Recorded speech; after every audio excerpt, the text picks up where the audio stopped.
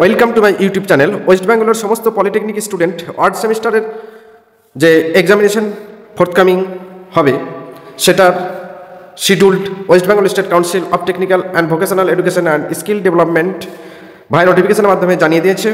শিডিউলটা হচ্ছে ফার্স্ট সেমিস্টারের এক্সামিনেশন হবে 27 জানুয়ারি টু 31 জানুয়ারির মধ্যে।